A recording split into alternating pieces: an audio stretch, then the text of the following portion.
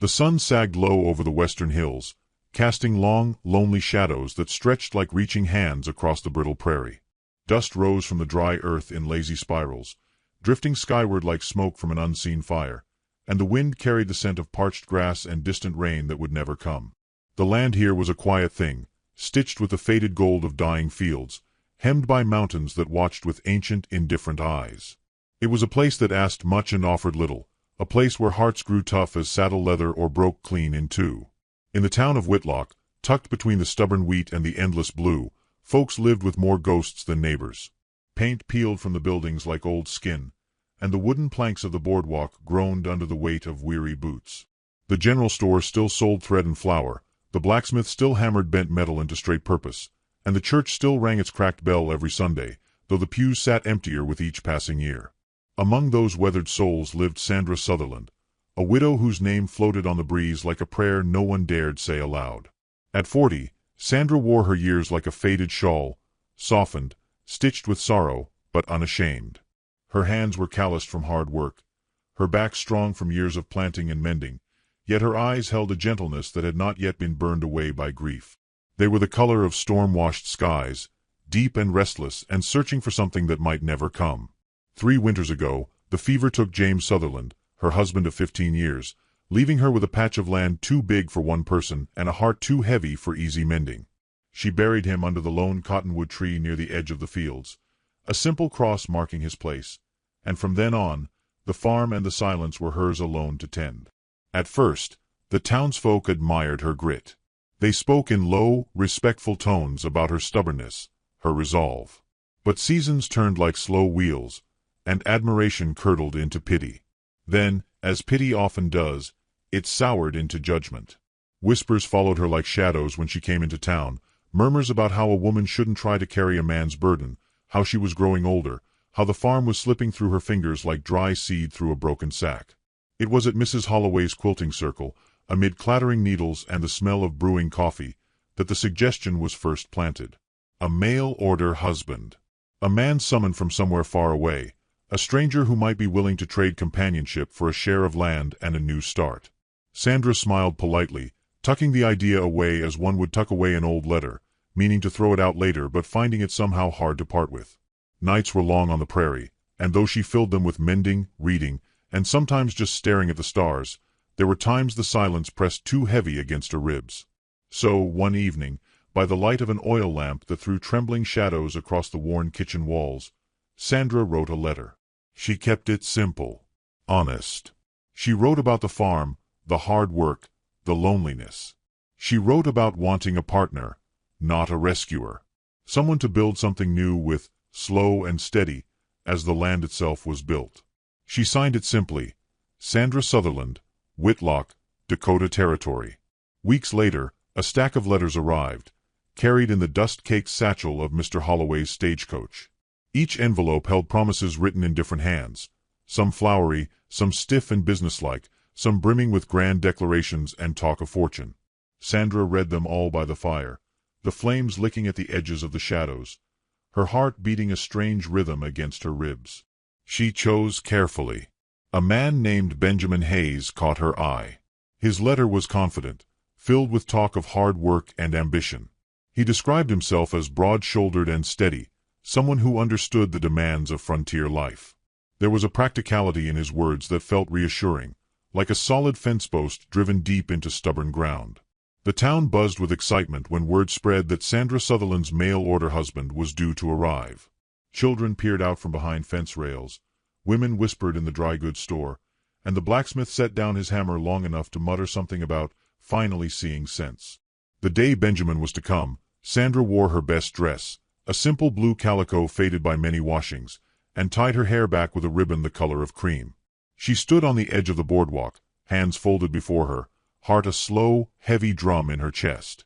The horizon wavered in the heat, and when the stagecoach finally appeared, rising from the dust like an apparition, the town seemed to hold its breath. Benjamin stepped down from the coach with the easy confidence of a man who had never been left waiting. He was tall and broad, just as he had promised, his boots polished, his jacket neat despite the long journey. He looked around with the casual appraisal of someone inspecting a horse he might want to buy. Sandra stepped forward, feeling suddenly small beneath his gaze. She offered her hand, and he took it, his grip firm but impersonal. His eyes, a pale, cold blue, flickered over her, noting the calluses, the simple dress, the tired lines around her mouth. They spoke in low voices, their words disappearing into the rising dust. Benjamin's questions were direct, almost abrupt. How much land? How many head of cattle? What kind of harvest? Sandra answered quietly, her voice steady, though inside her chest a hollow space was growing, spreading. The town watched from behind curtained windows and half-closed doors, pretending not to listen, though every word seemed to ripple through the streets like a stone dropped into a still pond. Over the next days, Benjamin stayed on the farm, looking over the fields, tapping at fence posts, inspecting the barn. He spoke little of himself and less of Sandra, his conversations full of numbers and plans, the language of men who build fortunes but not homes. At supper, he spoke of improvements, bigger barns, more cattle, new equipment. Sandra listened, nodding, feeling the space between them widen with every word. He asked nothing of her dreams, her sorrows, her quiet hopes. It was as if he saw only the land, and the woman tending it was a necessary inconvenience. One evening, as the sun bled out across the sky and the cicadas droned their ancient songs, Benjamin packed his bag without ceremony. Sandra found him at the edge of the barn, tightening the straps on his saddle. He did not offer excuses or apologies. He simply said that he needed a woman younger, stronger, more willing to step aside for his plans. The farm, he said, was not worth the trouble. Neither was she. Sandra stood silent, her hands hanging useless at her sides, the air around her thick with dust and unspoken words.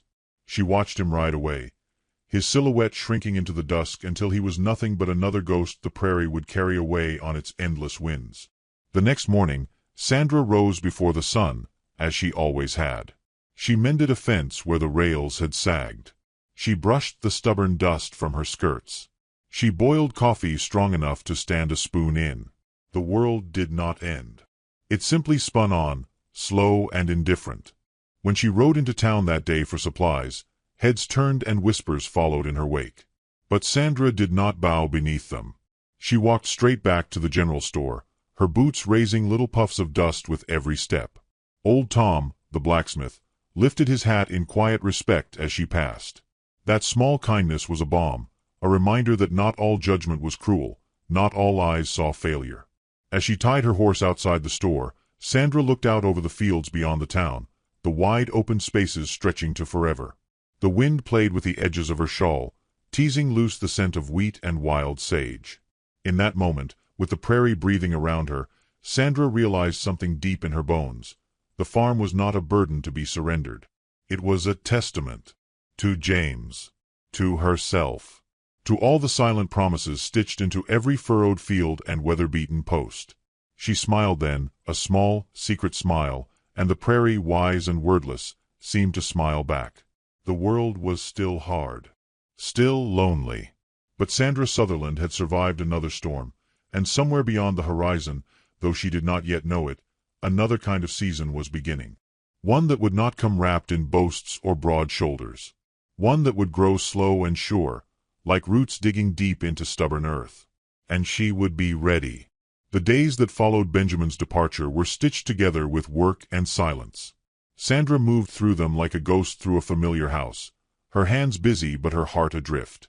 She mended fences, patched roofs, hauled water from the well, and in the quiet moments, when the wind forgot to blow and the field stood still, she wondered if loneliness could wear a body down the same way the sun wore down the paint on the old barn door. But life on the prairie allowed little space for morning pride. Seeds had to be planted, cows fed, roofs mended before the storms returned. Sandra stitched herself back together the only way she knew how, one small task at a time, until the ache dulled into something manageable, like a stone worn smooth by the river. Yet the neighbors' eyes weighed heavy upon her. At church, at the market, at the town socials, she felt them, a mixture of pity, curiosity, and quiet judgment. No one spoke outright, but their glances were heavy with words unspoken. Some wondered why she had dared dream beyond her station. Others pitied her for trying. A few, like old Mrs. Hargreaves, simply shook their heads as if disappointment was as natural as breathing. It was during one of those long Sunday afternoons, sitting stiffly among the other women in the town's faded little church, that the idea was pressed upon her once more. Mrs. Holloway, plump and insistent, leaned close after the service ended, her voice low and syrupy. "There are others," she said, as if marriage was a crop to be replanted after the first frost. "Strong men, eager men, willing to take on a good farm and a good woman." She patted Sandra's hand with fingers heavy with rings and expectation. Sandra smiled, brittle as first ice, and said nothing. But that night, under the thin light of the half-moon, she pulled out the remaining letters from the old biscuit tin where she kept them hidden. The paper was yellowing, the ink smudged in places, but the words were still eager, still reaching out across miles of dust and doubt. There was one letter she had overlooked before. Perhaps it had fallen behind the others, or perhaps she had simply not been ready to see it. This one was from a man named Robert Finch. Robert's words were polished, confident. He spoke of opportunity, ambition, of bringing order and prosperity to any enterprise he touched. He wrote of needing a partner, a woman with strong roots and good sense, to help him build something worthy on the frontier. Sandra read his letter twice, then a third time, searching for something softer beneath the careful penmanship. She found none, but perhaps, she thought, softness had failed her before. Perhaps steadiness was what she needed now. She sent a reply the next morning, her hand steady even as her heart fluttered like a trapped sparrow. When Robert Finch arrived, he did not ride in on a dusty horse or emerge from a rattling stagecoach. He came in a gleaming black buggy drawn by a sleek mare, his boots polished to a mirror shine, his hat creased sharp enough to cut. The townfolk noticed, their heads turning as he drove through the main street like a man used to being watched. Robert was handsome in the way a river stone is handsome. Smooth, cold, and worn by nothing but its own choosing. His eyes were sharp, a pale green that caught the light like glass, and his mouth was thin and unsmiling. When he stepped down from the buggy, Sandra felt the force of his presence the way one feels an approaching storm, an invisible pressure tightening the air. She greeted him with a hand extended in welcome. He took it lightly, briefly, as though weighing it, and then dropped it as soon as politeness allowed. He looked around the town with a mild disdain he did not bother to hide. "This is it," he said, his voice smooth as oil, and Sandra caught the faintest wrinkle of his nose. She nodded. It was not much, but it was hers. Robert stayed at the widow Bennett's boarding house while he and Sandra began their courtship. It was less a courtship and more a negotiation. He spoke often and confidently, about fencing in more land, about building a bigger house, about planting wheat instead of corn because wheat fetched a better price. He asked questions only about the farm's yield, the soil's quality, the distance to the nearest railway. Rarely, almost begrudgingly, would he turn the conversation toward her. And when he did, it was always framed in terms of utility. Could she ride a wagon alone? Could she oversee workers? Could she manage the accounts if he were away? Sandra answered each question with a quiet steadiness, though inside her spirit bristled. She had hoped for a partner, not a foreman. Still, she reminded herself, the land needed saving, and dreams had a way of shifting shape when survival was at stake. One afternoon, they walked the boundary of her farm together, the golden light of late autumn casting long shadows across the furrowed fields. Robert strode ahead, kicking at stones, his hands clasped behind his back. "You've done well enough alone," he said without looking at her, "but a woman can only take things so far." Sandra said nothing. The prairie wind filled the silence between them, carrying with it the dry rattle of seed pods and the mournful cry of a hawk circling high overhead. He stopped near the old cottonwood where James was buried, the grave marker barely visible among the wild grasses. Robert frowned at it. "That'll have to go," he said. Sandra's heart gave a hard, cold lurch. She stepped forward, feeling the earth solid beneath her boots, and spoke quietly. "It stays." He turned to look at her then, truly look at her, and she saw the flash of irritation in his eyes before he smoothed it away. "Of course," he said lightly. "We'll figure something out." But Sandra knew. She knew that smile was a lie stitched over contempt. In the days that followed, she saw more than she wanted. Robert spoke to the townsfolk with easy charm, laughing with the men, complimenting the ladies, but always with that same thin veneer of politeness stretched tight over calculation. He offered to help old Tom fix his forge, for a price. He suggested to Mrs. Holloway that the church might do better with a new preacher, one of his own choosing. He smiled as he drove his sleek mare through town, tipping his hat to all, while his eyes measured and judged. At night, Sandra lay awake listening to the creak of the house settling around her, wondering if she could live a life built on bartered respect and clipped affection. She had survived loneliness, but could she survive disdain? It came to a head one Sunday, after church, when Robert announced to the gathered townsfolk that he and Sandra would soon be wed. He spoke as though sealing a business deal, not sharing a joy. Sandra stood beside him, the murmured congratulations washing over her like cold rain. She felt trapped, caught in the slow pull of a current she had not agreed to swim. Later, in the quiet of the farm's front porch, Sandra faced him, the stars wheeling slowly overhead. "I will not marry a man who sees my life as a thing to be managed," she said, her voice steady as a drawn bow. Robert stared at her, the polite mask slipping just enough to reveal the cold anger beneath. "You'd be a fool to throw this away," he said. "Perhaps," Sandra said. "But I would rather be a fool with an honest heart than a wife with an empty one." Without another word, he turned on his polished heel and strode into the night. She watched him go, his figure swallowed by the darkness, and felt the breath of freedom stir against her skin. The stars above the prairie blinked quietly, indifferent and eternal. In the distance, the cry of a lone coyote rose into the night, wild and mournful and achingly free. Inside, Sandra banked the fire, bolted the door, and sat for a long time in the warm hush of the old kitchen. She had lost again, if loss was measured in promises and expectations. But if victory was measured in keeping hold of one's soul, then tonight she had won something worth more than land or reputation. Tomorrow would come with its work and its silence, and perhaps, somewhere down the line, another letter. Another chance. But for now, she rested in the simple, stubborn truth of her own choosing. And far beyond the horizon, something waited, not with polished boots or cruel eyes, but with a kind of quiet patience that could only be born from hardship and hope. Sandra smiled, slow and sure, and the prairie wind, wise and wordless, smiled back. Winter crept over the prairie with long, slow fingers, icing the fields and bending the trees under the weight of frost. The earth slept beneath a blanket of brittle white, and the skies stretched wide and colorless above it all, heavy with silence. The town of Whitlock huddled into itself, smoke curling from crooked chimneys, the streets empty save for the occasional wagon groaning through the snow. Folks spoke less in winter. Even laughter sounded smaller, swallowed by the cold.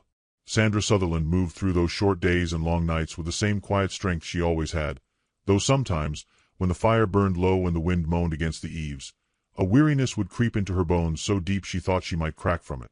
Yet she stitched herself together with small acts of living, patching worn clothes, grinding coffee, tending the animals, mending the harness, and in doing so, stitched herself to the land, the farm, the life she had chosen.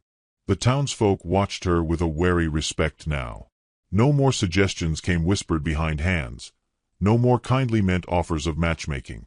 Sandra had proved she could outlast hope itself if need be, and so they let her be, as one might let an old, stubborn tree stand against the wind. It was not a letter that brought the next man to her door, but a simple note from Mr. Holloway, the stagecoach driver, left in her mailbox one blustery afternoon. "One last man," it said. "No promises. No fancy talk. Just a name and a time. Eli Turner. 3 o'clock. Sunday next." Sandra turned the note over in her hand, feeling its weightlessness. There was no excitement, no bloom of hope. Only a faint, stubborn curiosity. She tucked it into the pocket of her worn coat and thought no more of it until the day came. Sunday broke with a brittle sun and a hard wind that rattled the bare branches like dry bones. Sandra stood by the fence at the edge of town, her hands deep in her pockets, watching the horizon. When the stage finally appeared, it looked like a weary beast dragging itself through the snow, each wheel squealing in protest. From its dust-caked belly stepped a man who looked less like a promise and more like a question. He was tall but thin, almost fragile-looking, with clothes that hung loose on his frame and a battered hat pulled low over his brow. His boots were scuffed, his coat patched at the elbows, and he carried a single small bag slung over one shoulder. Eli Turner. He walked toward her with a slow, unhurried gait, as if he had no illusions left to hurry after. When he reached her, he removed his hat, revealing a head of unruly dark hair and eyes the color of deep, still water. Not bright, not dazzling, just deep. The kind of eyes that could see a thing clear through to its bones without making a fuss about it. Sandra offered her hand, and he took it carefully, as though afraid he might break it. His palm was rough, but his grip was steady. The words they spoke then were simple, practical things, introductions, questions about the farm, the land, the weather. But beneath the words ran a current of something quieter, something not born of desperation or ambition, but of simple, shared understanding. They were two people who had lived long enough to know the shape of loneliness, and neither one was eager to dress it up in false hope. The town took notice, of course. They always did. Whispers drifted through the streets like smoke. Some laughed behind their hands. "Too skinny," they said. "Looks like he ain't got a meal between him and death." Others shrugged. "Maybe that's what she needs, a man who knows what it is to fight for every inch of life." Sandra heard the whispers, felt their weight against her back, but she did not bend beneath them. She had learned that what others thought mattered less than what the earth thought, what the seasons thought, what her own bones thought when she laid her head down at night. Eli stayed in the old bunkhouse at the edge of the farm, the one James had built years ago when they thought they might take on hands to help. It was drafty and smelled of dust and old hay, but he never complained. He fixed the broken hinges on the door without being asked. He cleared the snow from the barn roof after every storm. He mucked stalls, mended fences, stacked firewood, all with the quiet patience of a man who knew that every small task was a stone in the foundation of something larger. At night, they shared supper in the farmhouse kitchen, the fire casting a golden glow over the battered table. Sometimes they spoke, sometimes not. There was no need to fill the spaces between words with noise.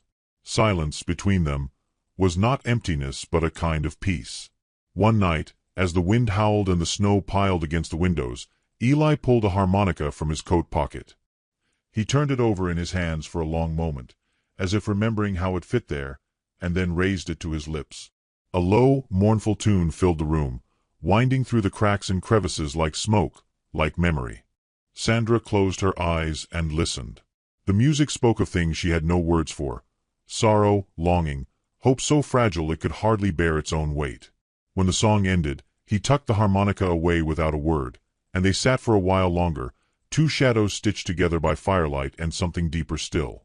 Spring whispered at the edges of winter, melting the snow into sluggish streams, coaxing green shoots from the stubborn ground.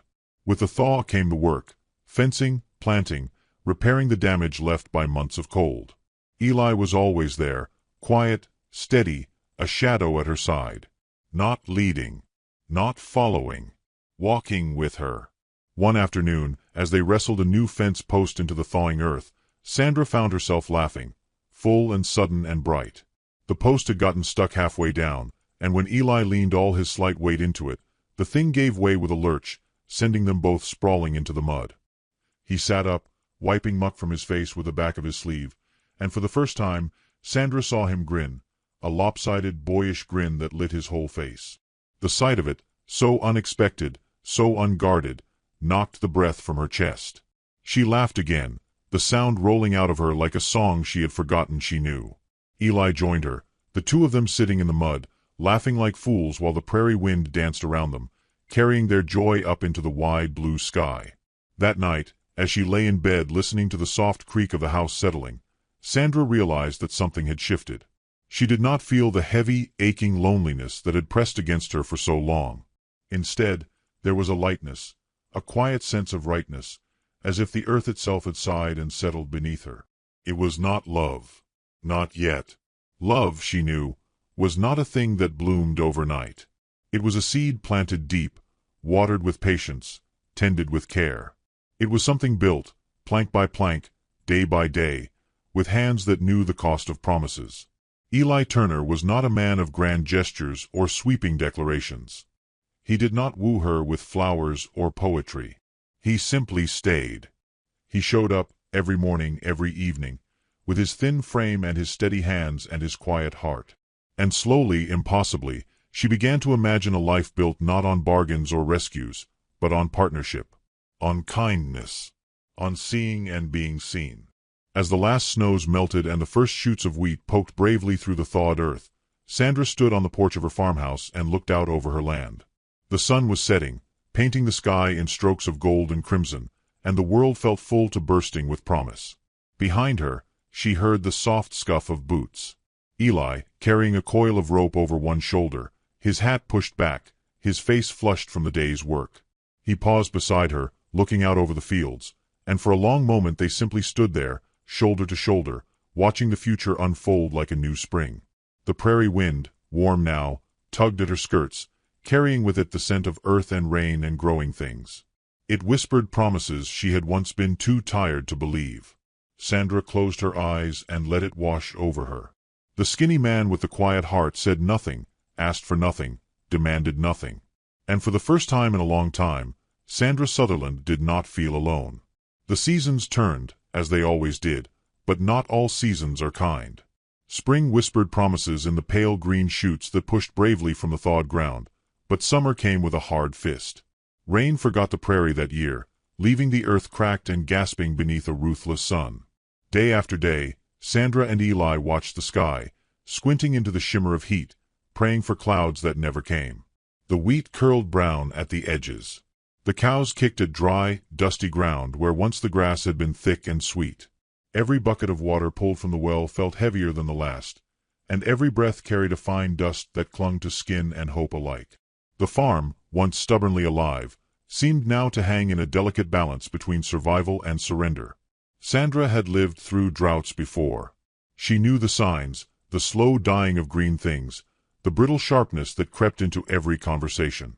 But this time was different, because this time she was not alone. She had Eli's quiet presence by her side, and though it steadied her more than she dared admit, it also made the stakes feel sharper, the losses more personal. Eli worked without complaint, as always. He patched the leaking roof, dug a new channel to carry water from the creek when it ran, rationed the dwindling stores with careful hands. But Sandra saw the way the sun carved shadows deep into his face, the way he moved slower at the end of each grueling day. She noticed the way he sometimes stared at the horizon for long moments, as if measuring the distance between staying and running. The town fared no better. Crops withered. Tempers flared. Old friendships cracked under the strain of need and scarcity. Men who once tipped their hats to one another now passed in silence, eyes wary. In the dusty dim of the general store, Sandra heard the murmurs, the predictions of who would stay, who would fail, who would give up and move on. Some folk said Sandra Sutherland had made a mistake, trusting her farm and her future to a man too slight for the hard work of survival. A man who looked like the next bad wind might carry him away. Sandra heard these things, tucked them into her pocket like pebbles, heavy and unavoidable. One evening, after a long day spent hauling water to the desperate fields, Sandra found Eli sitting on the porch steps, the harmonica loose in his hands. He wasn't playing it. He just turned it over and over, the metal catching the last red slant of sunset. She sat beside him, their shoulders brushing lightly, and waited. The prairie wind was restless that night, tugging at the dry grass, carrying the scent of dust and distant fires. After a while, Eli spoke, his voice low and raw. "I don't know if I'm enough for this place, Sandra." She turned to look at him, at the lines carved by sun and worry into his young face, at the hands that bore the honest calluses of trying. Not succeeding always, but trying. She saw the weight he carried, the silent fear of not being enough, not being strong enough, good enough, worthy enough. She said nothing at first. Words, she knew, could be brittle things, breaking under the weight of moments like this. Instead, she reached out and took his hand in hers, rough palm against rough palm, a simple act of defiance against every whispered doubt that sought to steal what they were building. "You're enough for me," she said finally, the words as steady and sure as fence posts driven deep into stubborn ground. Eli's hand tightened around hers, and for a long time they sat there, two silhouettes against the dying light, drawing strength from the shared, stubborn beating of their hearts. Still, hardship was a slow, steady thief, stealing little things first, the bright chatter of the chickens, the easy laughter over supper, the singing of wind through healthy fields. Then it came for the bigger things, the health of the cattle, the color in the crops, the strength in the bodies that labored each day. One afternoon, A storm rose out of the west, fast and furious, blackening the sky in a way that made even the crows fall silent. Sandra and Eli raced to secure what they could: the animals, the tools, the fragile remains of their harvest. Thunder cracked the sky open, and the wind screamed over the fields, tearing at roofs and fences alike. They worked side by side, soaked through, mud sucking at their boots, hands blistered from the rough work of tying down tarps and bracing shutters. The rain came not as blessing but as punishment, beating the thirsty earth into submission. When the barn door tore loose from its hinges, Eli was there, his thin frame a dark slash against the lightning-lit sky, wrestling it back into place. Sandra rushed to his side, the wind near lifting her from her feet, and together they forced the door closed, barring it with everything they could find. Breathless, soaked, and shivering, they collapsed inside the barn, the storm howling around them like a living beast. For a long moment, they simply sat there, backs against the sturdy wooden wall, feeling the strength of it hold against the fury outside. Eli turned to her then, his face close enough that she could see the rain clinging to his lashes, the stubborn set of his jaw, the fierce tenderness in his eyes.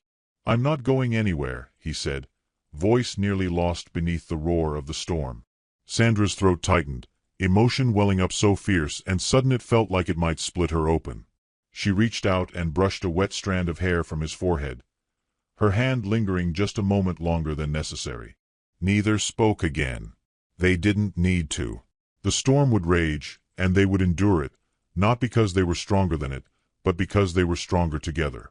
When the storm finally spent itself and the rain faded to a cold, steady drizzle, they emerged to find the world battered but still standing. Fences would need mending. Crops would need replanting. Roofs would need patching. But the land had endured, and so had they. The town came out to survey the damage, eyes wide and wary. Some farms had been flattened. Some dreams had been swept away. Yet when they saw Sandra and Eli standing shoulder to shoulder before their battered barn, some of the townsfolk nodded, their faces grim but approving. Strength was not in how tall you stood or how loudly you spoke. Strength was in how you endured, how you built and rebuilt when the world tried to take it all away. In the weeks that followed, the farm became a place of slow, patient healing. They worked with a steady rhythm, side by side, wordless understanding passing between them like the wind through the wheat. Every repaired fence, every tilled row, every bucket of water drawn from the well was a testament not to what they had lost, but to what they were still building. In the quiet evenings, when the stars stretched wide and bright above them, Eli would sometimes play his harmonica, the low, sweet notes weaving through the warm dark like a thread binding past and future together. One night, sitting on the porch steps, Sandra asked him why he had come west, what he had hoped to find. He thought for a long moment, the harmonica resting idle in his lap, then said simply, "I was looking for a place to belong." Sandra smiled, the kind of smile that comes not from amusement but from recognition. The kind of smile that said, without words, "I know that road. I've walked it too." And sitting there beneath the infinite prairie sky, she realized that perhaps belonging wasn't something the land gave you. It was something you built, with patient hands and stubborn hearts, stone by stone, song by song, storm by storm. The seasons would turn again. Hard winters, dry summers, storms yet to come. But Sandra knew now, as surely as she knew the feel of the earth beneath her boots, that whatever came, they would face it together. And somewhere deep in the soil, deeper than drought or flood could reach, the first seeds of something stronger than survival were taking root. Hope. Summer returned, but it was not the same cruel master it had been the year before. The rains came late but came sure, steady as a promise, soaking the cracked earth until it softened and drank deep. Seeds that had waited, stubborn and patient, cracked open their shells and reached up toward the sun. The prairie sighed beneath the weight of sudden green, wildflowers trembling like shy maidens across the fields.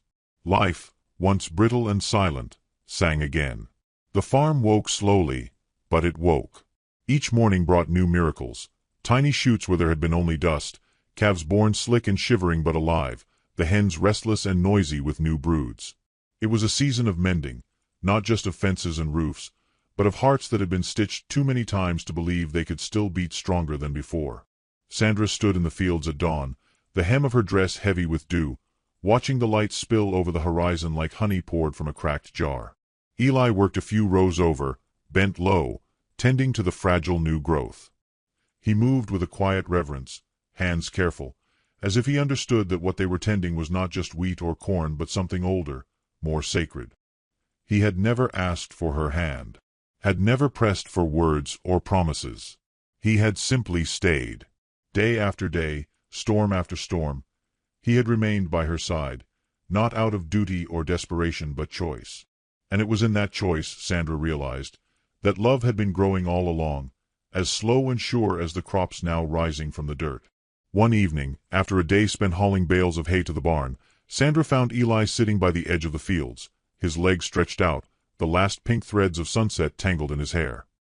He looked up as she approached, and his smile, small and quiet, caught her breath as surely as any wild wind.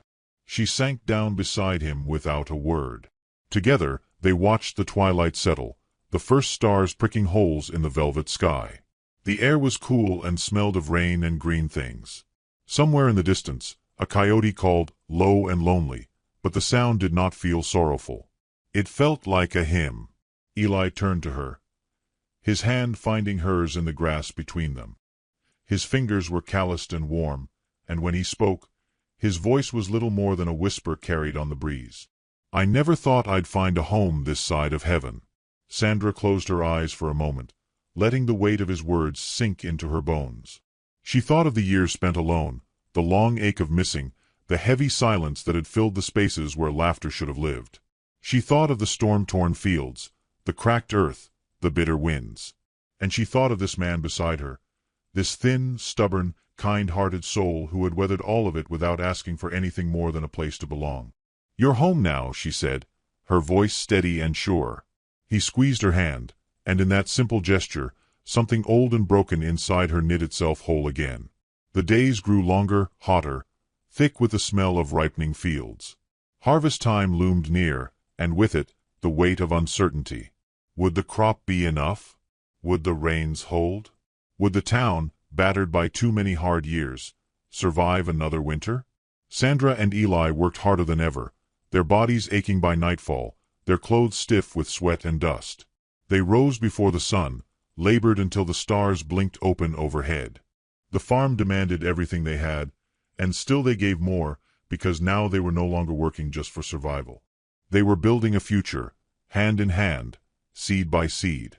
One morning, just before the harvest began in earnest, the sky darkened again, thick with bruised clouds that rolled across the prairie like slow, heavy cattle. The wind smelled sharp and wrong, carrying the metallic tang of coming ruin. Sandra felt it in her bones before she heard the low rumble of thunder, like a distant drumbeat calling the storm to battle. The townsfolk scrambled to prepare, tying down what they could, praying over what they could not. In Whitlock, there were few luxuries left to protect, but the harvest was everything. A lost harvest meant a lost winter. A lost winter meant leaving behind the land that had carved them into who they were. At the farm, Sandra and Eli moved swiftly but calmly. They gathered tools, secured the barn doors, rushed the cattle into the shelter of the lean-to.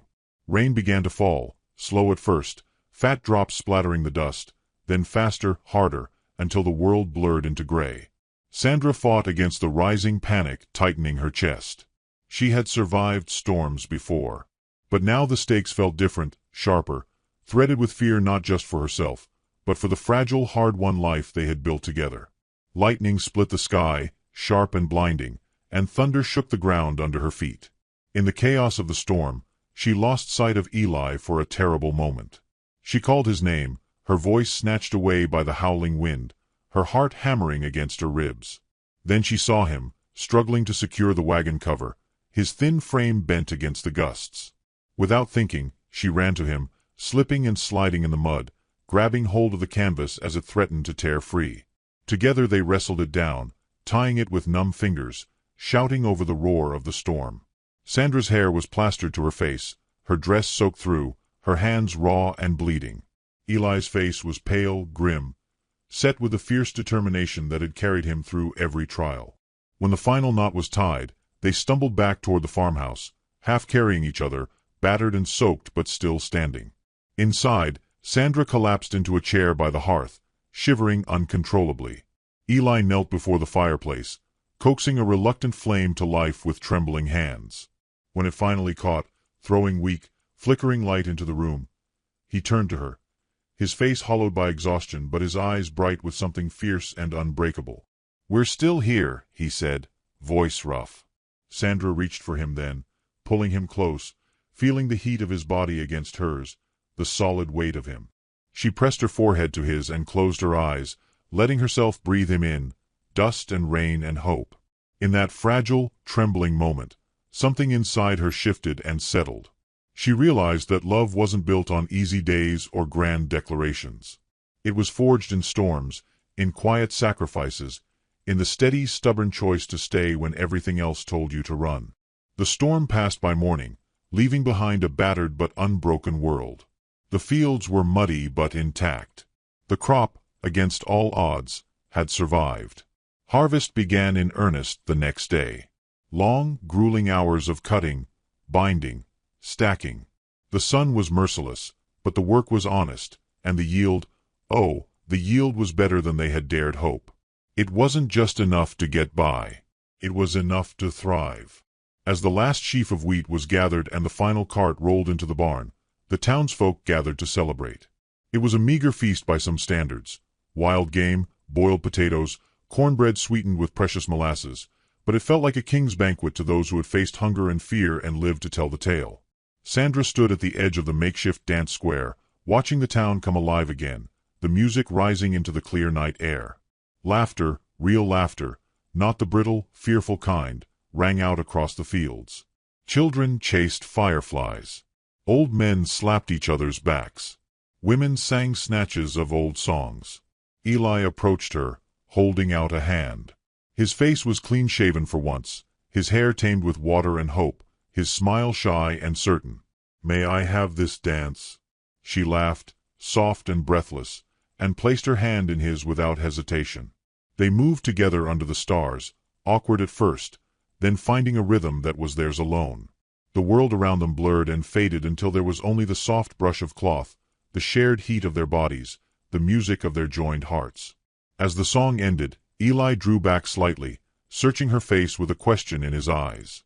Sandra answered it before he could speak, rising on tiptoes to press her lips to his, slow and sure and full of everything they had survived to reach this moment. The kiss was not a fevered thing, not desperate or claiming. It was a quiet sealing of promises already made, a simple yes stitched into the fabric of their joined lives. When they parted, Sandra rested her forehead against his, smiling so wide it hurt. "We built this," she whispered, "you and me." And the prairie, old and wise and wide, seemed to hum its approval, the stars blinking overhead like watchful, contented eyes. They stood there long after the music ended, wrapped in the certainty that whatever storms might come, and come they surely would, they had already learned the secret to surviving them. Together. Cora Langston stood alone by the porch rail, boots dusty, arms crossed tight against a chill she would never admit to feeling. The sun dipped low, throwing long golden spears across the open fields where the cattle once roamed fat and easy. Now the pasture was thin and the fences sagged like old shoulders. Inside, the floorboards creaked beneath lighter feet. Maybelle's voice, sweet and fragile as spun glass, carried through the open window, humming some song about rivers and lost time. It was an old tune, learned from their mother's lips, back when the world still seemed like a kind place. Maybelle didn't sing much these days, but when she did, it stitched a kind of aching hope into the heavy air. Rachel was at the barn, oiling the hinges of the big double doors. She worked with her head low, dark hair pulled back in a no-nonsense braid. She was the youngest, but folks said she had more grit than men twice her age. Her hands, nicked and scarred from years of hard work, moved with purpose. She understood better than anyone that wood needed tending just like animals, or else it would give up and rot. It had been 6 months since their father had taken that bad fall rounding up a stray Mustang. 6 months since the Langston sisters became the last defense against a world that didn't much care if they sank or swam. They were an oddity, a curiosity, sometimes even a joke among the men at the saloon who thought a ranch was no place for women. The sheriff had stopped by once or twice, offering help too steeped in pity to be accepted. Even their neighbors had grown distant, wary of the rumors that the Langston place was cursed. Still, they had held on, if only by the fingernails. Cora's gaze traveled over the land. She had memorized every inch of it by now, The leaning cottonwood at the edge of the west pasture, the dip in the ridge where deer would bed down at dusk, the line of the creek flashing silver in the afternoon light. This land was not just dirt and grass. It was memory. It was the smell of her mother's bread cooling on the windowsill. It was the warm rasp of her father's voice as he taught her how to mend a fence. It was every scraped knee, every secret whispered beneath the stars. And it was slipping through their fingers. The bank agent had come last week, hat in hand but words sharp as barbed wire. Taxes unpaid. Deadlines passed. Without help, the ranch would be sold off to the highest bidder by winter. Help, of course, was not easy to come by. Hiring ranch hands cost more than they could afford. Relatives were either too far away or too dead to matter. And trusting the men in town felt like handing over a lamb to a pack of wolves. Which left only one desperate, foolish plan. Cora pulled the letter from her pocket for the 10th time that day. The paper was creased and softened from handling, the ink faded slightly by the sweat of her palm. The advertisement had been printed in a battered gazette from back east, promising strong, able men seeking frontier wives. Some would say it was scandalous. Others would call it survival. Inside, Maybelle's humming stilled. The door creaked open and she stepped out, wrapping a shawl tight around her shoulders. Her cheeks were pink from the firelight, her blue eyes large and full of unspoken questions. "Did you send it?" she asked softly, as if louder words might break something between them. Cora nodded. "I sent it." A beat of silence stretched between them, filled only by the sighing wind. "I don't like the idea," Maybelle said, twisting the fringe of her shawl between nervous fingers. "Marrying strangers." "We're not marrying anyone," Cora said, though her voice lacked its usual iron. "Not really. It's just arrangements. Agreements. Help in exchange for a share of the land." Rachel joined them then, wiping her hands on a rag, her dark brows drawn together in a frown. "And what if they're worse than the trouble already breathing down our necks?" Cora folded the letter back into her pocket with care, as if it were something fragile. "We choose carefully. We set terms. We keep our eyes open." Rachel's frown deepened, but she said no more. There were no good choices left, only ones that bought them a little more time. The sun slipped below the horizon, bleeding the last of its color across the sky. A chill settled over the ranch, wrapping around the three sisters like a second skin. In the growing dark, the house behind them looked less like a home and more like a battered ship about to sink beneath unseen waves. They turned in together, the way they always had, moving through the nightly rituals of locking doors, checking windows, banking the fire.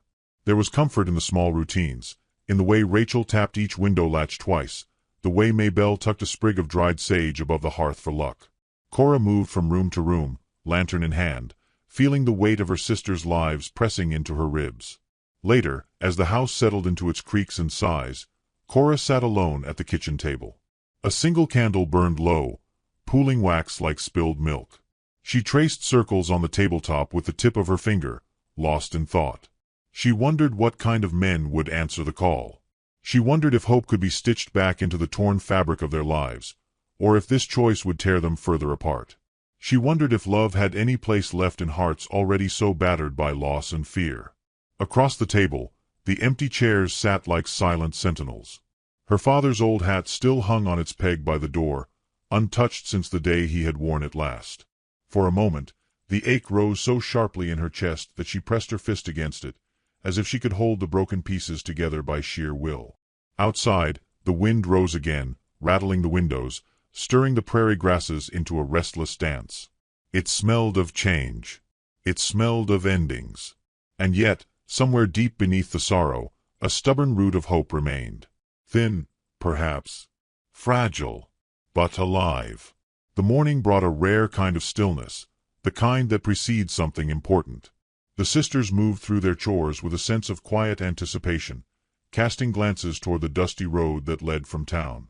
Every creak of saddle leather, every distant hoofbeat set their hearts leaping into their throats. It was Maybelle who spotted the first rider. She was out by the chicken coop, scattering feed, when she straightened suddenly, one hand shielding her eyes. "Cora," she called, voice high and uncertain. "Someone's coming." Cora stepped onto the porch, Rachel at her heels. 3 figures rode slowly toward them, their outlines shimmering in the heat rising from the ground. Strangers, yes, but perhaps, just perhaps, not enemies. They watched as the riders drew closer. 3 men, each different from the other. The first rode tall and straight, his hat tipped back to reveal a sharp, smiling face. His clothes were fine, too fine for a working man. Something about his easy posture prickled unease along Cora's spine.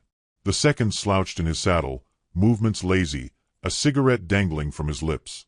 His horse looked poorly kept, his boots scuffed to ruin. Mabel's hands twisted the fabric of her apron in nervous knots. The third rode quietly, a little apart from the others. His horse was sturdy, his gear plain but well cared for. His face was harder to read, shadowed beneath the brim of his hat.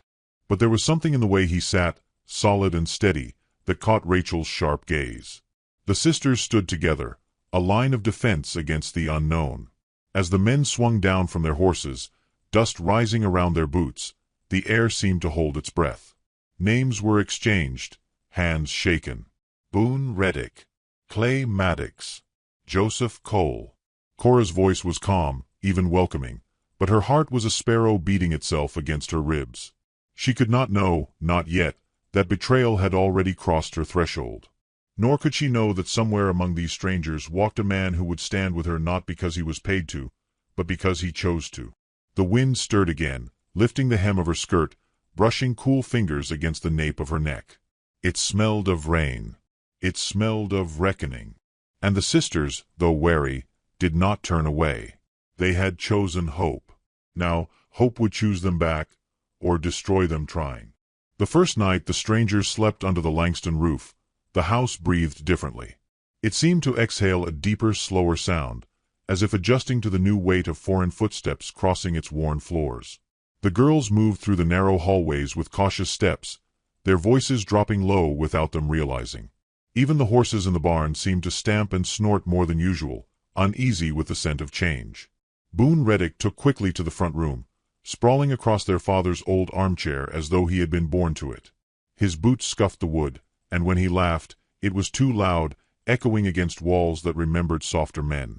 His smile dazzled in the firelight, white and sharp, but his eyes were quick to narrow when no one was looking. Cora watched him from across the room, her hands folded neatly in her lap, hiding the way her fingers itched to scrub that chair clean.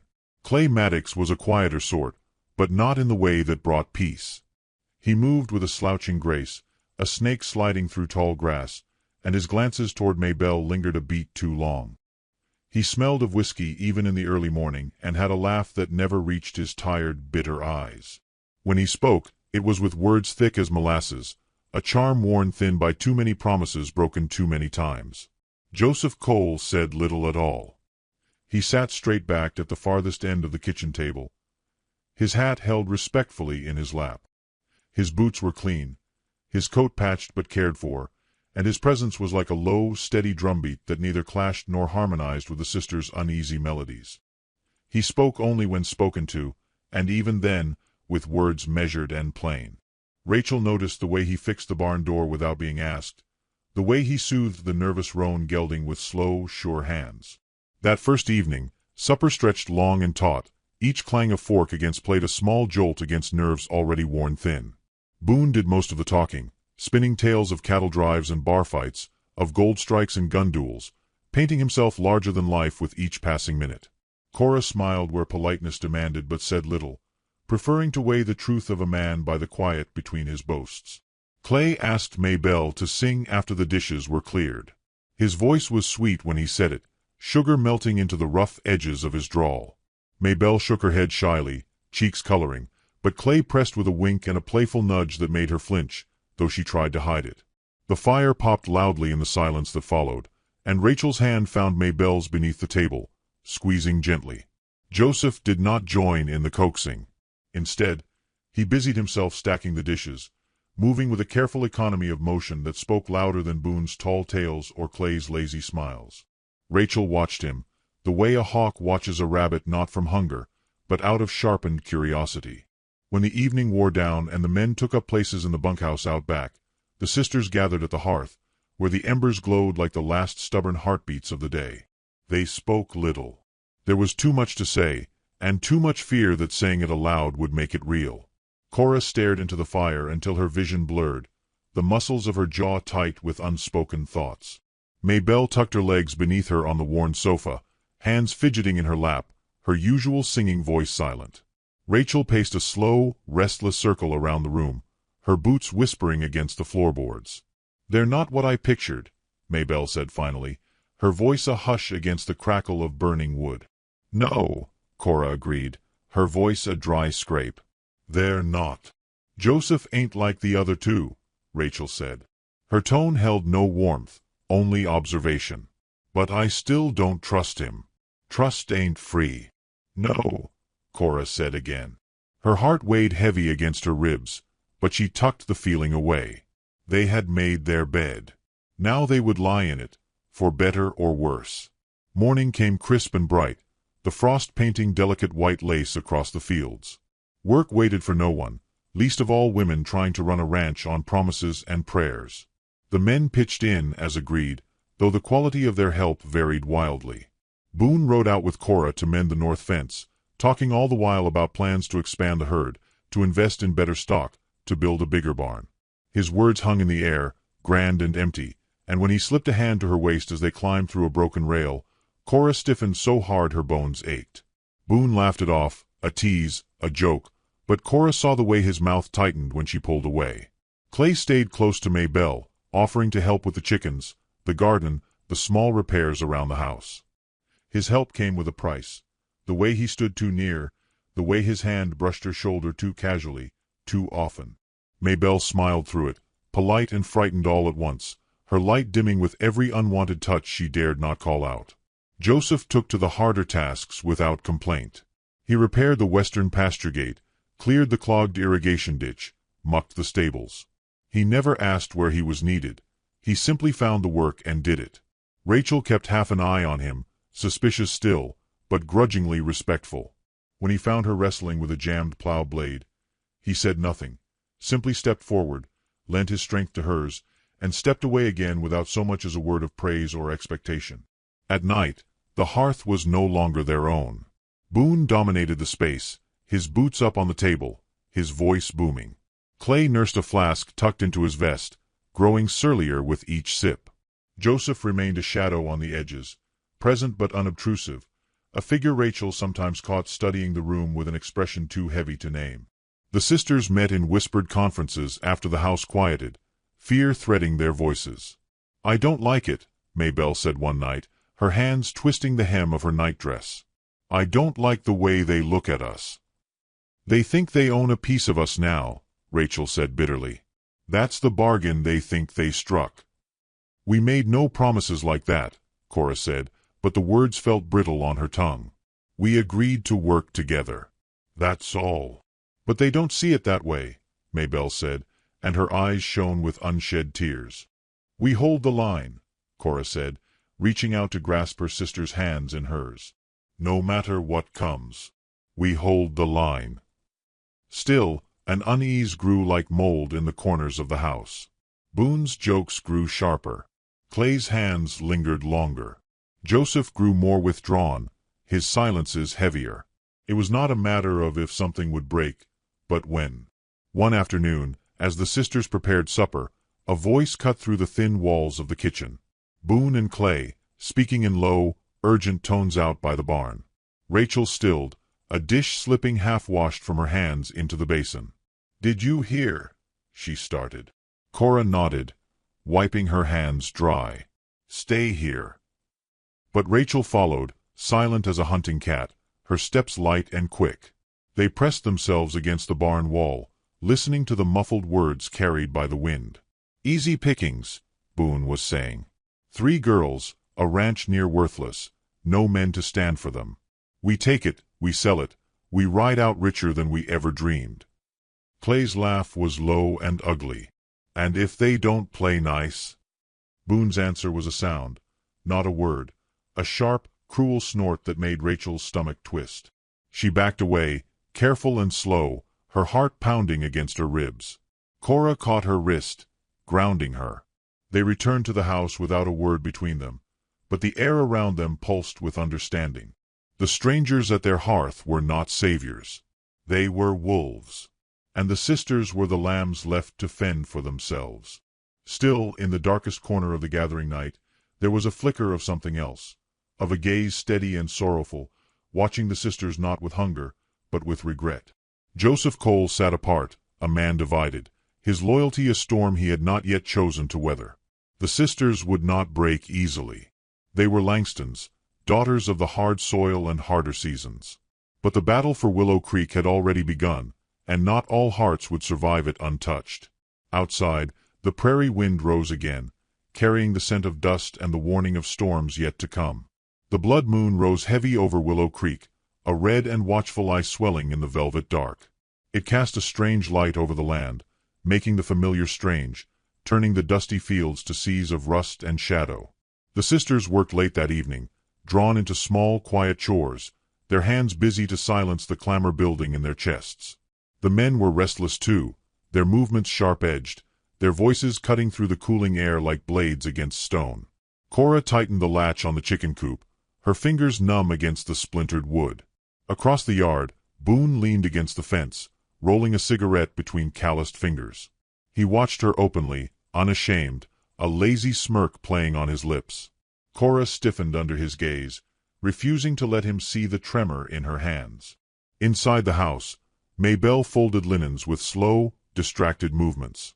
Clay lounged nearby, tossing a knife end over end, catching it with a snap of his wrist each time. The blade flashed in the low lamplight, a wicked glint that made Maybelle's skin crawl. She kept her eyes on her task, her heart thudding like a frightened bird against the hollow of her throat. Rachel sat by the hearth, pretending to mend a bridle strap while her eyes flicked to the door, the windows, the gun tucked behind the flour barrel. Joseph was outside, repairing a broken hinge on the stable, but she could feel his absence keenly, like a missing tooth one cannot help but prod with a tongue. He was the only one who looked at them without weighing the worth of their skin or their land. And yet, trust was a brittle thing, easily shattered, and Rachel had not survived this long by handing it out like bread at a wake. The sisters had not spoken aloud the truth they each knew now, but it lived between them, thick and undeniable. The men had not come to build a life beside them. They had come to take it. Night deepened. The moon climbed higher, bleeding its color across the wide prairie sky. A cool wind stirred the dust, lifting it into ghostly tendrils that danced and curled along the ground. Somewhere in the distance, a coyote howled, its voice thin and broken. Boone and Clay disappeared into the dark together, heads bent close, their laughter low and mean. The sound pricked Cora's spine like a thorn. She found Rachel's gaze across the yard, and a silent conversation passed between them. It was time. They gathered in the kitchen, their words quick and soft. "They're moving tonight," Rachel said, her voice grim. Cora nodded. "We have to be ready." Maybelle wrung her hands. "We can't fight them. Not just us." "We're not alone," Cora said, glancing toward the window where the stable light still flickered. "Not entirely." It was a risk, trusting Joseph. But then, so was everything else. Rachel slipped outside, her movements quiet as shadow. She found Joseph in the barn, tightening the latch on the feed door. He straightened when he saw her, his face unreadable in the dim light. "They're planning something," she said, her voice low. "Tonight." Joseph wiped his hands on a rag, staring at her for a long moment. "I know," he said finally. Rachel's breath caught, more from relief than surprise. She stepped closer, searching his face for some sign of deceit. She found none, only a tired sorrow that mirrored her own. "Will you help us?" she asked. Joseph looked past her toward the house, toward the faint glow of lamplight at the windows, the fragile promise of home trembling against the dark. He tipped his hat back slightly, exposing eyes the color of storm clouds. "Yes," he said simply. A knot loosened inside Rachel's chest. She gave a sharp nod and slipped back into the night. In the house, the sisters armed themselves as best they could. A rifle with a cracked stock, a handful of cartridges, a rusted revolver tucked into Cora's belt. Maybelle carried a kitchen knife wrapped in cloth to steady her shaking hand. The waiting stretched thin and painful, each minute a taut wire straining toward the inevitable break. It came just after midnight. The crash of the front door splintering inward shattered the fragile peace. Boone stormed through first, wild-eyed, his face twisted into something unrecognizable. Clay followed close behind, brandishing a shotgun, his mouth curled into a snarl. Cora raised the rifle, her hands steady. Boone laughed, the sound jagged. "You ain't gonna shoot me, sweetheart," he said, stepping closer. "Ain't in your nature." Behind him, Clay edged toward Maybelle, who shrank back, the knife trembling in her grasp. Joseph moved then, silent and swift. He tackled Clay, the two of them crashing to the floor in a tangle of limbs and curses. The shotgun clattered away, sliding under the table. Boone lunged at Cora, grabbing the barrel of her rifle, wrenching it aside. They struggled, boots scraping against the floor, the smell of sweat and rage thick between them. Boone was stronger, but Cora fought with the desperation of a woman with nothing left to lose. Maybelle darted forward, grabbing the shotgun and swinging it up with surprising force. The butt of the gun struck Boone's shoulder, staggering him just long enough for Cora to rip free. Joseph pinned Clay against the floor, wrenching a knife from the other man's belt and tossing it aside. His face was grim, his movements precise. He fought not like a man chasing glory, but like one defending something sacred. Rachel grabbed a length of firewood from the hearth and swung it hard, catching Boone across the back. He went down hard, cursing and spitting, clutching his side.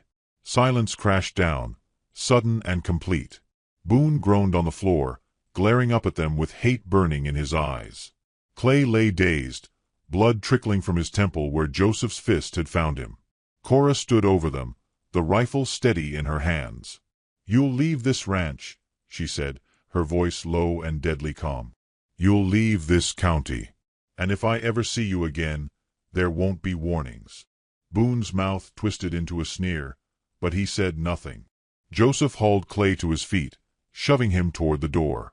Boone staggered after them, casting one last venomous look over his shoulder. They disappeared into the night, swallowed by the dark. The sisters sagged against each other, the adrenaline leaching away, leaving only exhaustion and trembling relief in its place. Joseph stood apart, his hat in his hands, his eyes lowered. "I'm sorry," he said, voice rough with shame. "I should have spoken sooner." Cora crossed the room, reaching out to touch his arm lightly. "You spoke when it mattered," she said. Outside, the blood moon began to sink, its crimson light fading into the deep blue of approaching dawn. The house bore scars now, the broken door, the scuffed floors, the bloodied handprints smearing the walls, but it still stood. And so did they. Rachel picked up the fallen shotgun, setting it carefully on the table. She looked at Joseph, studying the hard lines of his face, the quiet in his eyes. "We'll need to fix the door," she said. Joseph smiled faintly, a tired, crooked thing. "I'll see to it," he said. The sisters moved through the wreckage, righting chairs, gathering broken dishes, piecing their world back together one small act at a time. Outside, the first birds began to sing, tentative and soft. The long night was over. But the true rebuilding, the true healing, was only just beginning. And somewhere in the spaces between heartbeats, between bruises and broken things, something new stirred, a fragile, stubborn hope that would not die. The days after the blood moon passed in a blur of hard work and harder choices. The sisters patched the door with scrap wood and nailed the shutters tight against the unpredictable winds. Every creak of the floorboards, every whisper of the prairie grass outside made them straighten their backs and sharpen their ears. The ranch no longer felt like a home. It was a fortress, a line in the dirt that said no farther. Joseph stayed, though no words were spoken to invite him. He moved through the days like a man working off a debt that could never truly be repaid. He repaired the stable roof where a storm had torn loose the shingles. He dug a new fence line by the south pasture, hands blistering and bleeding without complaint. He ate meals quietly, sitting a respectful distance from the hearth, a man who knew he had been given a second chance and dared not ask for more. Trust grew not in great leaps but in small, stubborn inches. It lived in the way Rachel left a cup of coffee on the rail where Joseph worked without speaking. It lived in the way Maybelle hummed while gathering eggs, her voice trembling back to life like a spring thaw. It lived in the way Cora stopped bracing herself every time a man's boots crossed the threshold. The land itself seemed to lean closer, watching, waiting. The sky stayed low and heavy, clouds dragging their bellies across the hills, whispering of rain that never quite came. The cattle grew restless. The horses spooked at shadows. Willow Creek held its breath. The danger had not passed with Boone and Clay's retreat. Everyone knew it. Men like them did not take humiliation kindly. Their pride would fester like a wound, and they would return, meaner and more desperate. The sisters needed allies, and they needed them fast. One evening, after supper, Cora unfolded a tattered map across the kitchen table. Her finger traced the trails that spiderwebbed from the ranch toward the town. They would need the town's help, or at least its silence. Word traveled fast in a place like this, and isolation could turn deadly if neighbors closed their doors. Rachel leaned over the map, studying it with narrowed eyes. We'll need to ride out. Talk to the McGraws, the DeVises. Maybe even old Tanner down by the river bend. Won't be easy, Maybelle said, voice small. Folks don't like taking sides. They'll have to, Cora said. One way or another. Joseph spoke then, his voice low and certain. I can ride to town. Talk to the blacksmith, the grocer. Men listen to me easier than they will to you. Cora's first instinct was to refuse. Pride rose hot and sharp in her throat. But she swallowed it down. This wasn't about pride. It was about survival. All right, she said. But you carry our name with you. You remember that. Joseph met her gaze, steady as an oak. I will. The next morning dawned bleak and cold, a wind stirring the dust into long, thin ghosts that trailed across the plains. Joseph saddled his mare, packed light, and rode out without fanfare. The sisters spent the day mending fences, tending to the livestock, repairing the damages left behind by Boone and Clay's assault. Their bodies ached, their hands bled, but they moved with the grim determination of soldiers fortifying their last stronghold. At dusk, Rachel climbed to the ridge overlooking the ranch. She sat with her knees drawn up to her chest, staring out over the land that had cost them so much. Below, the house looked small and lonely against the vastness of the world. A single light burned in the kitchen window, a stubborn flame against the coming dark. She thought of her father, of his rough hands and steady voice. She thought of her mother, of songs sung by firelight, of promises that the land would provide if only they loved it enough. It was a cruel thing, how love and survival so often stood at odds. Footsteps crunched softly behind her. Rachel did not turn. She knew it was Cora. You thinking about leaving? Cora asked, her voice wrapped in the wind. Rachel shook her head. Thinking about staying. About what it's gonna cost. Cora lowered herself to the ground beside her, close but not touching. They sat in silence, watching the stars wink awake one by one. Whatever it costs, Cora said finally, it's worth it. This place, it's in our bones, Rachel. It's who we are. Rachel closed her eyes for a moment, letting the truth of it settle into her. When they returned to the house, Maybelle had set out bread and cheese on the table, her face pale but determined. They ate in silence, the only sounds the crackle of the fire and the soft clink of plates. Late into the night, the sound of hooves shattered the stillness. The sisters jumped to their feet, hearts pounding. Joseph rode into the yard, dust and sweat streaking his face. His horse blew hard, sides heaving. They're coming, he said, swinging down from the saddle. Boone, Clay, and a few others. Word is they're planning to burn the place down if they can't take it. Cora felt the world tilt and right itself around those words. There was no more hoping for peace, only preparing for war. Joseph dropped a worn satchel on the table. Inside were bullets, fresh powder, nails, rope. I talked to the blacksmith, he said. And the DeVises. They'll come. Tanner too. They're tired of Boone's bullying. How long? Rachel asked. Joseph wiped a hand across his mouth. 2 days, maybe 3. They're gathering in town first. drinking up their courage. Maybelle hugged herself, shivering despite the warmth of the fire. "We have to be ready," Cora said. "Ready for anything." The next 2 days were a blur of preparation. They fortified the house, boarded the windows, reinforced the doors. They dug shallow trenches around the barn and stacked barrels of water in case of fire. They moved the livestock into the southern pasture, away from the line of attack. Joseph taught them how to shoot better, correcting their stances with quiet patience. Rachel caught him once, watching Cora with something almost like reverence in his eyes. She said nothing. There were bigger battles to fight. The neighbors trickled in as promised. Old Tanner, with his creaky knees and sharp eyes. The Davis boys, strong and stubborn. The blacksmith, a giant of a man with hands like iron vices and a voice that could shake the rafters. They came not out of love for the Langston sisters, but out of hatred for what Boone represented. Lawlessness, cruelty, the end of all they had worked to build on the unforgiving land. On the eve of the coming storm, the ranch pulsed with a strange, electric energy. Men checked rifles and sharpened knives. Horses shifted restlessly in their pens. Cora stood by the porch, watching the sunset bleed into the horizon. Joseph approached, his hat in his hands. "You should know," he said quietly, "when this is over, I ain't got nowhere else to be. Nowhere I'd rather be." Cora turned to him, the wind tugging loose strands of her hair across her face. She saw him clearly for the first time. Not just the man who stayed, but the man who chose them when no one else would. "You got a place here," she said. Joseph smiled, a small, fierce thing, and stepped back into the shadows without asking for more. Inside, Maybelle sang softly under her breath, an old lullaby their mother had loved. Her voice wavered but did not break.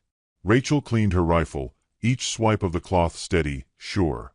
The Langston sisters were no longer lambs. They were wolves now, too. The night grew deep and dark around them, the stars crowding close, as if the heavens themselves bent low to bear witness to what was coming. The gathering storm was not a thing of weather. It was a thing of men, and pride, and blood. And the Langstons, battered but unbroken, stood ready to meet it head-on. The night before the reckoning, Willow Creek Ranch held its breath.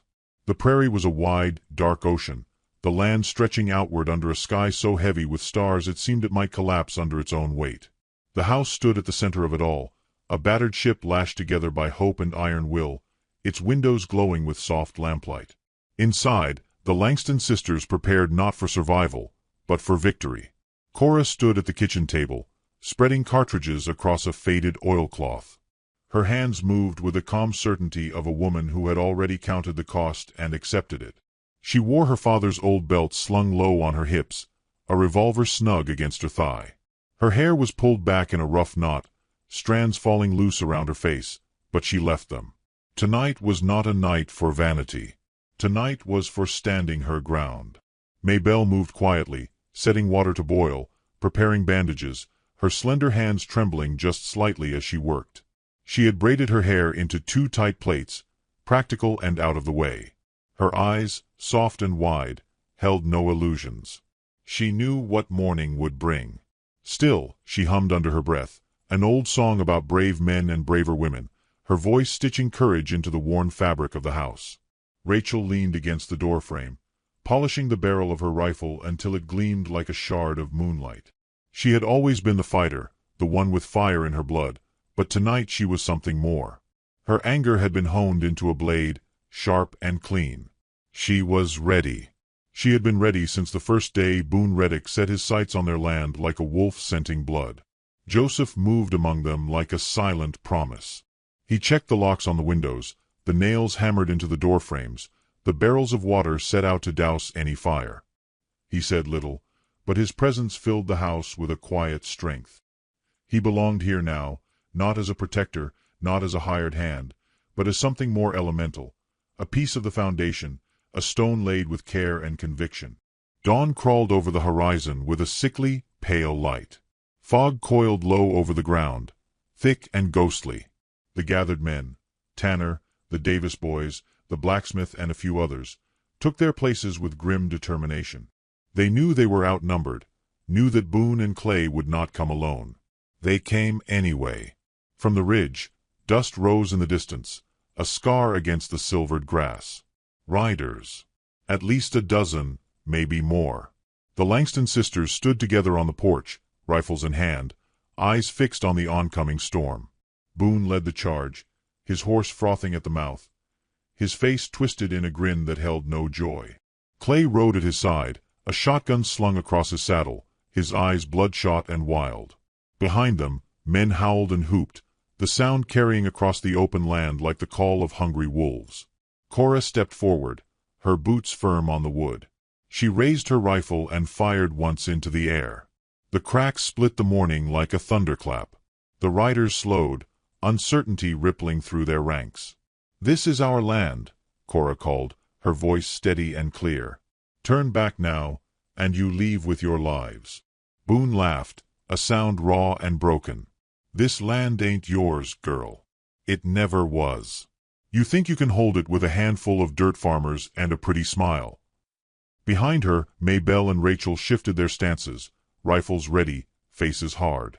Joseph stood at the foot of the steps, a silent sentinel. Boone spurred his horse forward, shouting for the others to follow. The first shots rang out, ripping through the fragile stillness. Bullets whined past like angry bees, splintering wood, kicking up dust. The defenders returned fire, methodical and unyielding. Men screamed and horses shrieked, the air filling with the sharp tang of gunpowder and blood. Tanner took a bullet to the shoulder but stayed upright, his rifle barking like a war drum. The Davis boys moved together, a wall of stubborn defiance. The blacksmith wielded a shotgun with terrifying precision, dropping 2 men before they even reached the fence line. Cora fought with the ruthless clarity of someone who had nothing left to lose. She picked her shots carefully, dropping Boone's lead man with a single round through the chest. She saw Boone's grin falter, saw doubt flicker in his eyes. Maybelle stayed near the house, her aim shaky but improving with every shot. She wasn't built for violence, but she fought anyway, for the horses she had sung to, for the field she had tended, for the family that had already lost too much. Rachel moved like a force of nature, her rifle slung over her back when the fight grew too close, a pistol in each hand. She fought not with rage but with purpose, her movements efficient, her face set like stone. Joseph fought at her side, back to back, a dance of survival choreographed by instinct and trust. He moved to shield her when a shot went wide, and she covered him when he stumbled, their bond solidifying in the crucible of battle. The tide turned slowly, painfully. Boone's men faltered as one after another fell. Fear crept into their ranks, a cold poison. Boone roared at them to stand, to fight, but even he could see it slipping away. Clay made a desperate push toward the house, shotgun raised. Maybelle froze, her rifle empty, her hands fumbling for more ammunition. Joseph saw it first. He sprinted toward her, tackling her to the ground just as the shotgun roared.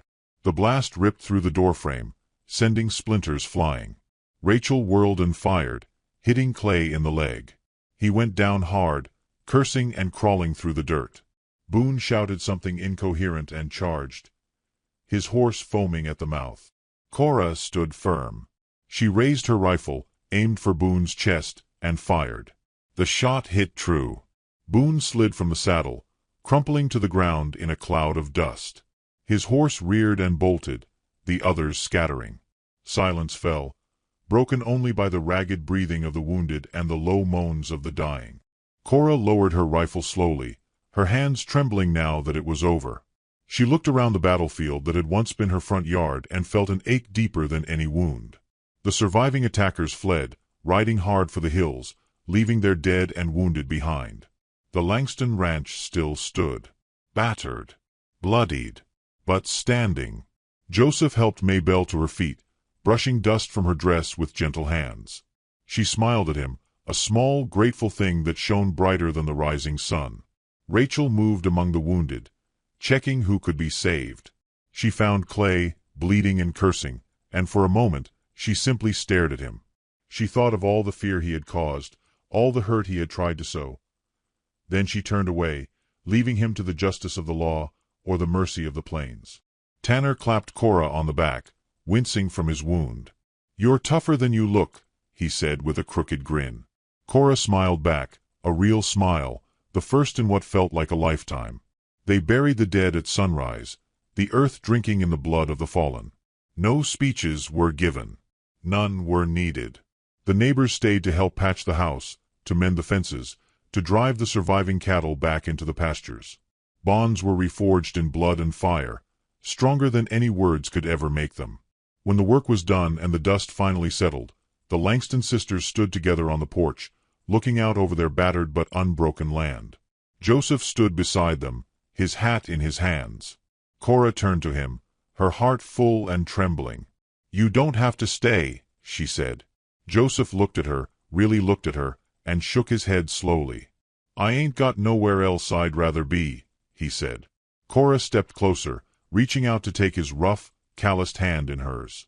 He squeezed back, firm and steady.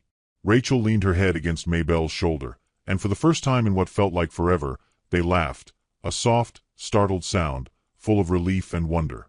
The prairie wind lifted around them, warm and sweet, carrying the scent of wildflowers and fresh earth. The sun climbed higher, gilding the land in gold. The Langston sisters had fought for their home, for their future, and they had won. The ranch would heal. The land would heal. And so would they. Hope, once a fragile thing trembling in the dark, now bloomed bold and bright in their chests. Out there beyond the horizon, trouble would always come, storms would always gather. But here, in this moment, they had peace. They had each other. They had a future they had carved out with blood and love and fierce, stubborn will. And they would hold it, come what may. Because Willow Creek was theirs, and it always would be.